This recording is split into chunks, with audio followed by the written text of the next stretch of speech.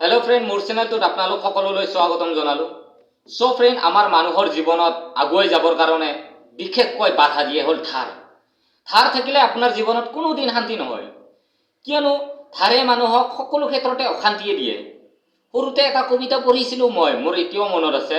সুখ নাই কত ধৰুৱা, অনুমতি সুখ নাই চিৰৰোগীয়া। যাৰ নেকি ধাৰ আছে তাৰতো কোনোদিন সুখে নাই, আৰু যাৰ নেকি ৰোগ আছে, বেমাৰ আছে, কিছুমানৰ এনেকুৱা বেমাৰ আছে যে সেই বেমাৰটো ভাল কৰিব নোৱাৰি। তো সেই মানুহটোৰ কিমানখিনি দুখ হ'ব লাগিব। তো এনেকুৱা ক্ষেত্ৰত আমি যদি ভাবো না, একচুৱেলি ধাৰ আৰু ৰোগ এই দুটা একদম মহামাৰী। কৰোণাত কিয় মহামাৰী? কৰোণাটো আইচি আৰু গুচি গ'ল, কিন্তু ধাৰ বোলা বস্তুটো আপোনাৰ আহিয়ে থাকিব। যি যদি একবাৰ আপুনি লৈছে আৰু ল'বই লাগিব, যদিও লোৱা নাই আপুনি ফাঁচি গৈছে। তাৰ নেক্সটতহে আপুনি গম পাব যে মই ধাৰ লৈ কি হলো। বহুত এনেকুৱা মানুহ আছে ধাৰ লৈ নিজৰ মাটি সম্পত্তি বিক্ৰী কৰি বন্ধক কৰি দিব লগা হয়।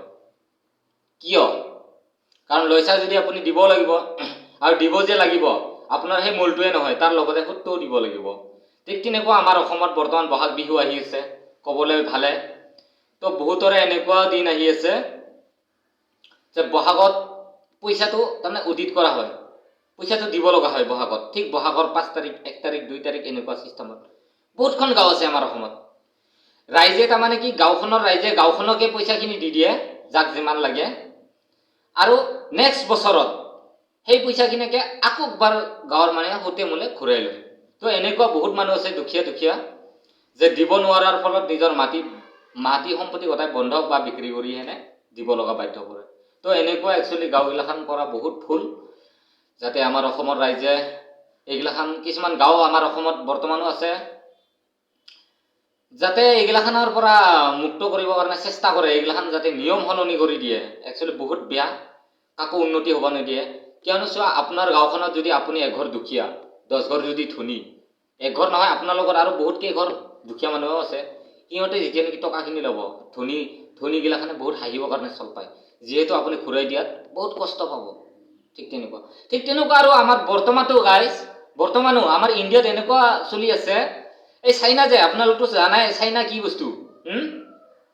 চাইনাই মানে বৰ্তমান এনেকুৱা কৰি লৈছে, যেনেকুৱা আমি পুখুৰীত জাল মাৰিলে মাছ পুৰা একেবাৰে ধৰি আনো, ঠিক তেনেকুৱা গোটাই পৃথিৱীখনত চাইনাই তাৰমানে কি এনেকুৱা কৰি দিছে, বৰ্তমান পুৰা সাপ মাৰি ধৰা নিচিনা কৰি লৈছে।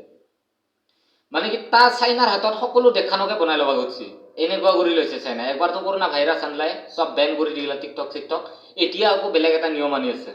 নিয়ম এতিয়া নহয়, আগৰ পৰাই চলি আছে, কিন্তু কোনো গম নাপায় চাইনাৰ এই কথা। কিমানত চুক্তি হৈছে, কিমানত চুক্তি হোৱা নাই, কিন্তু এনেকুৱা বৰ্তমান নিউজত আপোনালোক হয়তো দেখাই পাইছে, চলি আছে। যিখন নেকি শ্ৰীলংকা, ইমান মূল্যৱান দেশ, ইমান ধুনীয়া সুন্দৰ সৰু কাণ্ট্ৰি, তথাপিও কি ধুনীয়াকে আগুৱাই যাব পাৰি। সাগৰৰ মাজত কি বঢ়িয়া নেচাৰেল প্লেচ, হাৱা এনি টাইম হাৱা মাৰি থাকে। তো সেই কাণ্ট্ৰিখনক বৰ্তমান চাইনাৰ হাতত আছে বুলি ক'ব পাৰি। কিয়নো চাইনাৰ এনেকুৱা ব্ৰেণ্ড, সেই চাইনাৰ ব্ৰেণ্ডটোক যদি কিনি ল'ব পাৰিলো হয়, ছফ্টৱেৰ চিষ্টেমত ব্যৱহাৰ কৰিব দিলে হয় আমাকো, হয়তো আমি অলপ ডেভেলপ হ'লো হয় ন। তো শ্ৰীলংকাক চাইনাই বৰ্তমান জব্দ কৰি লৈছে বুলি ভাবি লওক আপোনালোকে। চাইনাৰ হাতত মানে কি, যদি চাইনাই সেই শ্ৰীলংকাখনক তাৰ হাতত কৰি লয়, একচুৱেলি এটাই ভাল হ'ব, চাইনা আমাৰ ইণ্ডিয়াক এটেক কৰিবৰ কাৰণে একদম ভাল হ'ব। মানে চাৰিওফালৰ পৰা বান্ধা খাই থাকিব। কাক হেৰি কৰা নাই চাইনাই, কাক লোন দিয়া নাই।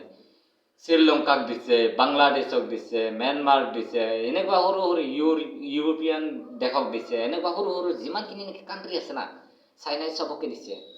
সো গাইজ, মই এটাই কথা অনুৰোধ কৰোঁ, ধাৰ নল'ব। একচুৱেলি মোৰ ক'লে মানে কথাগিলাখান কিবা কিনি উল্টা পাল্টা হৈ যায়। ধাৰ নল'ব। একচুৱেলি ধাৰ ল'লে বহুত বিপদ জীৱনত। আপুনি লাগিছে 10 টকা আমাক আৰু 5 টকা ৰাখক, 5 টকা খৰচা কৰি দিয়ক, তথাপিও আপোনাৰ জীৱনত শান্তি। ধাৰ ল'লে আপোনাৰ জীৱনটোত কৰোণাৰ আন এটা ৰূপ বুলি ভাবি থৈ দিয়ক। Thank you guys, thank U.